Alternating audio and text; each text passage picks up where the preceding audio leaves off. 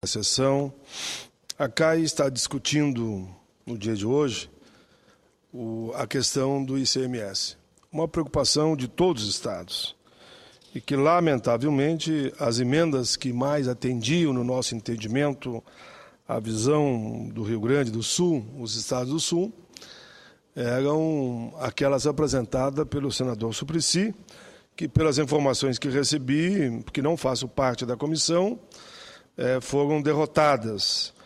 Mas faço aqui o meu pronunciamento sobre o tema, porque no dia específico que o plenário for debater, eu me debruçarei sobre essa questão, mais uma vez, com a mesma convicção.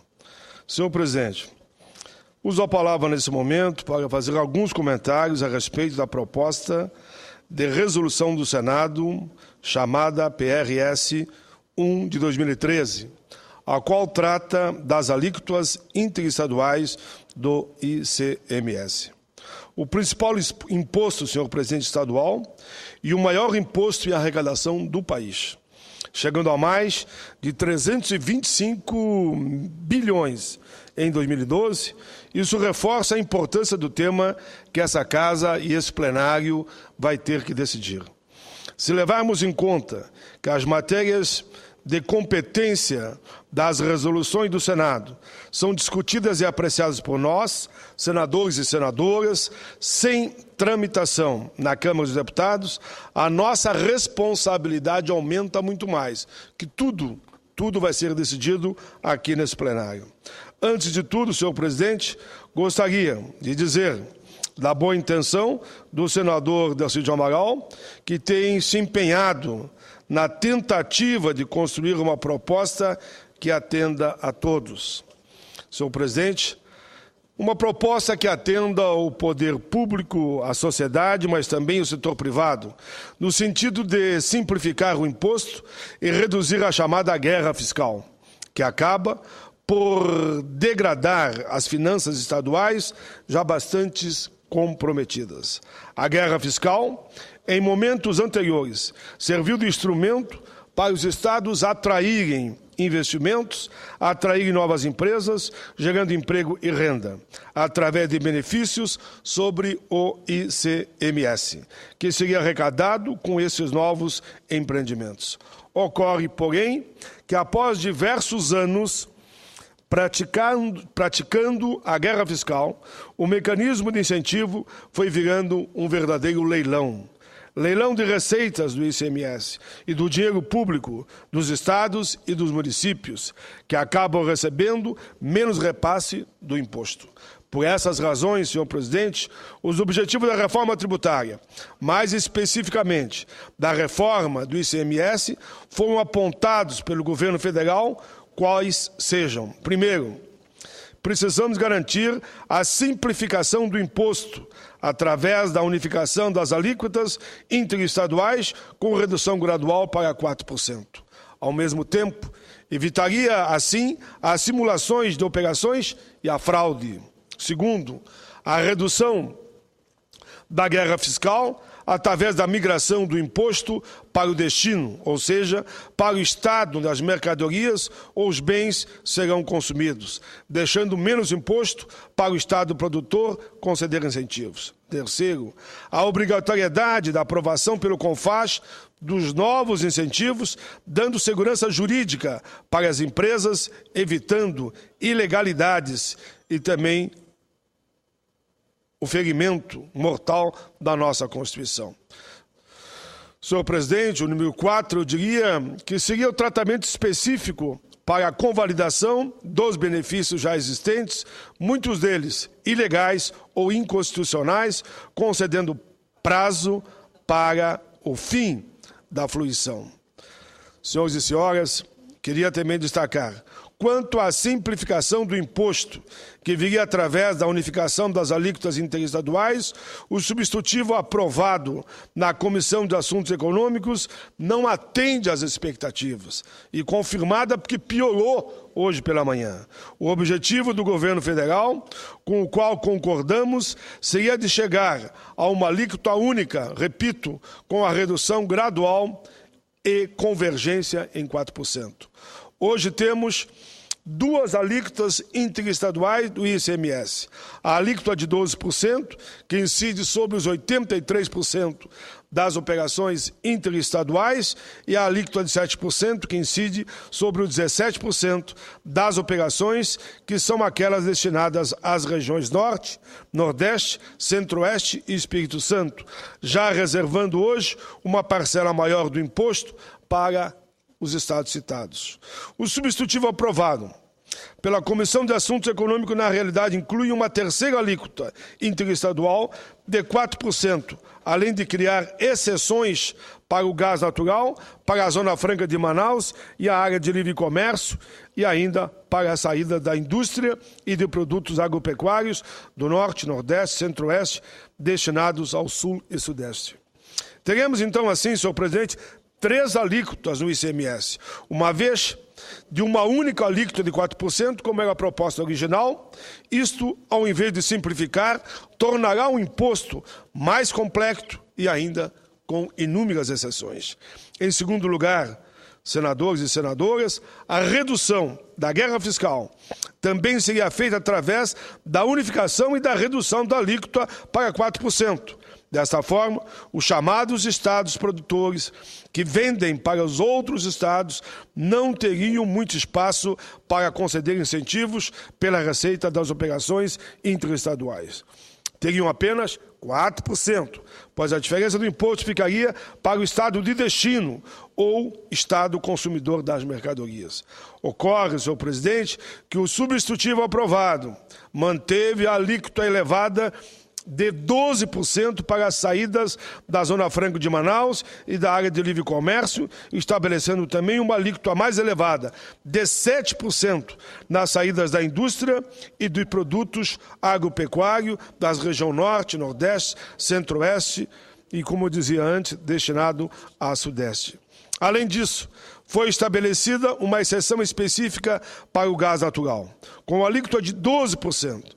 Isto, senhores, mantém para os estados dessas regiões um poder de continuar realizando a guerra fiscal, senador Delcídio, com essas alíquotas mais elevadas e diferenciadas em relação aos demais estados. Além de manter a guerra fiscal para os estados dessas regiões, a proposta, por suas alíquotas diferenciadas e as exceções, permitirá, inclusive, as simulações de operações, o conhecido passeio de notas fiscais, entre outros fraudes, na busca do imposto mais baixo ou com maior incentivo fiscal. Seu substitutivo não atende aos objetivos da reforma do ICMS, especialmente quanto à simplificação, harmonização e redução da guerra fiscal. Temos que analisar as alternativas e perguntar para que mesmo esse substitutivo veio. O ideal seria alcançarmos a convergência original para a alíquota única de 4%, conforme propôs o governo federal, ainda que para chegar a um consenso fosse necessário uma transição até mesmo mais longa. Não sendo possível chegar à alíquota única, entendemos que a emenda 40, proposta pelo senador Suplicy, seria mais razoável e reduz um pouco o efeito dessas exceções inseridas no substitutivo aprovado. Como as emendas não foram aprovadas, nós faremos o bom combate aqui no plenário do Senado com esse objetivo. A referida emenda reduz a alíquota de 12% aplicável ao gás natural e as saídas da Zona Franca de Manaus para 7% de forma gradual. Assim, não teremos mais 3 alíquotas, mantendo apenas 2, como acontece hoje, senhor presidente. Teríamos apenas as alíquotas de 4% e de 7%, sendo que a alíquota de 4% seria aplicada à maioria das operações. Cabe aqui um argumento que considero importante destacar. Um dos objetivos da reforma é de transferir mais ICMS para os estados de destino, onde acontecerá o consumo. Pois bem, senador Delcídio, a alíquota interna do gás natural do Rio Grande do Sul é de 12%. Se o Mato Grosso do Sul importar o gás da Bolívia e remeter a nosso estado com a alíquota de 12%, não restará diferença de imposto para os gaúchos. Isso não transfere mais imposto para o estado consumidor. Nesse caso, o Rio Grande nem sequer reparte o ICMS. Excelentíssimos senhores senadores, essa proposta confere todo o imposto ao estado de origem, nada deixando para o destino. O mesmo acontece com o gás natural que os gaúchos compram no sul e do sudeste, em que a alíquota também seria de 12%. Não podemos concordar que um imposto sobre combustível, que é o caso do gás natural, fosse integralmente no estado, fique integralmente no estado produtor. Ao contrário, a tributação do gás deveria ser igual aos combustíveis e derivados do petróleo e à própria energia elétrica, em que o imposto é arrecadado no estado onde acontece o consumo de forma integral. Não há motivação para aceitarmos exceções. Senhor presidente, entendemos que a alíquota de 7%, conforme propôs o senador Suplicy, é suficiente para preservar os recursos do estado do Mato Grosso do Sul, considerando ainda que haverá compensação das eventuais perdas para o governo federal. Nesse sentido, a emenda 40, proposta pelo nobre senador Suplicy, merece o nosso apoio e deveria ser também apoiada por todos os senadores e senadoras. Parte do imposto para o estado consumidor e também para o destinatário. Esse mesmo problema de recolher o imposto integralmente na origem ocorre novamente no substitutivo aprovado pela comissão em algumas situações, como as saídas da Zona Franca de Manaus e das áreas de livre comércio, que ficariam com a alíquota de 12%. Podemos citar como exemplo os produtos de informática, os quais, em geral, aplica-se a alíquota interna de 12% no Rio Grande do Sul. O Estado gaúcho ficaria com zero de imposto nesses casos, o que não é razoável, é inaceitável. Da mesma forma que corrige a distorção no caso do gás natural, a proposta do senador Suplicy reduz a alíquota aplicável a essa operação a 7%, deixando ao menos 5% para o estado consumidor. Senhores, a proposta de Suplicy tem um mérito ainda maior, pois permite aos estados do Norte, Nordeste e Centro-Oeste uma alíquota diferenciada nas operações das indústrias de transformação e montagem, assim como as definidas no processo produtivo básico, permitindo espaço para que as políticas de desenvolvimento regionais possam ser preservadas, estabelecendo que, nessas operações, a alíquota aplicável seria de 7%, conforme defendem os estados dessas regiões. Essas medidas, senhor presidente, combinadas com o estabelecimento dos fundos de ressarcimento das perdas e com o Fundo de Desenvolvimento Regional previstos na medida provisória 599 de 2012, estabelece um mecanismo de segurança, preservando, ao mesmo tempo, uma capacidade de atração de investimentos produtivos nas regiões menos desenvolvidas, sendo pela alíquota diferenciada, seja pela maior fatia do Fundo de Desenvolvimento, que é destinada a essas regiões, as chamadas menos desenvolvidas. Além disso, as eventuais perdas de arrecadação seriam compensadas pela União. Nesse ponto, destacamos a outra emenda apresentada pelo senador Suplicy, que é a emenda 41. Através dessa proposta, a redução das alíquotas só aconteceria depois de aprovada a lei complementar, que vai estabelecer o Fundo de Compensação das Perdas, garantindo assim a preservação da estabilidade financeira dos estados que venham a perder receitas na redução das alíquotas interestaduais. Da mesma forma, senhor presidente, a proposta garante e condiciona a redução das alíquotas à instituição do Fundo de Desenvolvimento Regional para preservar o poder de atração dos investimentos para os estados menos desenvolvidos. Não menos importante, essa emenda também determina que a lei complementar definirá o quórum necessário para a convalidação dos benefícios fiscais já concedidos, resolvendo assim a questão da insegurança jurídica. Essas garantias, no âmbito financeiro, senhor presidente, no âmbito econômico e da segurança jurídica, são necessárias, eu diria mais, são fundamentais, para que nós, senadores e senadoras, aprovemos as alterações das alíquotas interestaduais de forma tranquila, evitando experiências amargas para a maioria. Como aconteceu, me lembro aqui, da Lei Candir, em que os estados amargaram perdas muito elevadas e não são ressarcidas da forma como haviam prometidos. Senhor presidente, nobres senadores e senadoras, quero cumprimentar a todos pelo esforço que está sendo feito, mas lamento se o relatório discutido na Comissão de Economia foi aprovado da forma que está até o momento, com a rejeição das emendas do senador Suplicy, nós estaremos complicando ainda mais, em vez de descomplicar a arrecadação por parte dos estados e piorando muito para alguns estados, como é o caso do Rio Grande do Sul. Entendo que as duas emendas apresentadas pelo senador Suplicy são muito importantes, melhoram muito o texto e seria fundamental, já que elas não foram aprovadas na Comissão de Assuntos Econômicos, que elas sejam aprovadas aqui no plenário do Senado. Peço a Vossas Excelências que apoiem a aprovação da emenda 40 e 41, porque essas emendas efetivamente atendem aos interesses de todos. Senhor presidente, eu fiz um artigo sobre esse tema, o ICMS,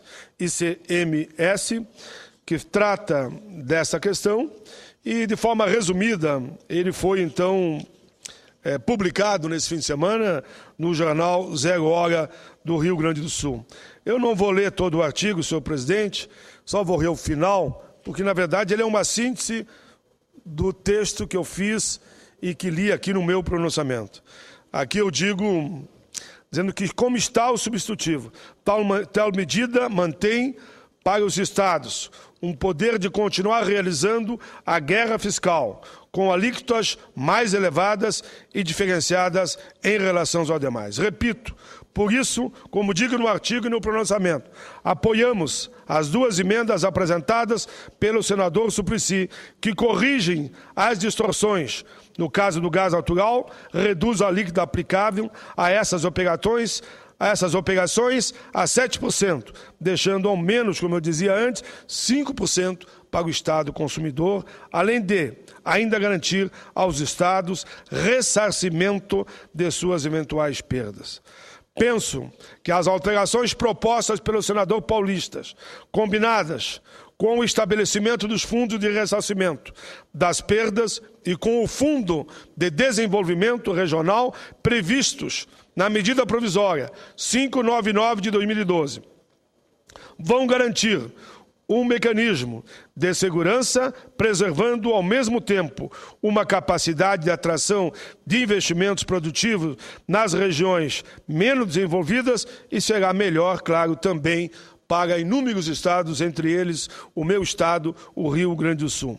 Nesse horizonte, creio que surge o esboço, daí sim, de uma pequena e tímida reforma tributária que vai inibir a famosa e famigerada e condenada por todos no discurso, mas que não vejo na prática, a guerra fiscal e implementar a redução das desigualdades regionais. Lamentavelmente, aí eu termino, senhor presidente, no dia de hoje, as emendas citadas por mim aqui, em 2, 3, 4, 5, 6 momentos, de autoria do senador Eduardo Suplicy, foram derrotadas na CAI. Só nos resta fazermos o bom combate aqui no plenário do Senado, no dia de hoje, de amanhã e quantos dias forem necessários, para que prevaleça o bom senso e a justiça. É isso, senhor presidente. Agradeço a tolerância de Vossa Excelência e peço que considerem na íntegra tanto o artigo que escrevi e que foi publicado nesta nesse fim de semana no Jornal Zé Goga, como o pronunciamento onde eu faço uma análise mais detalhada sobre as novas alíquotas do ICMS. E aqui eu demonstro as minhas preocupações e estou torcendo para que o substitutivo da CAI não seja aprovado da forma como ele está surgindo e que está sendo encaminhado ao plenário dessa casa. Obrigado, senhor presidente.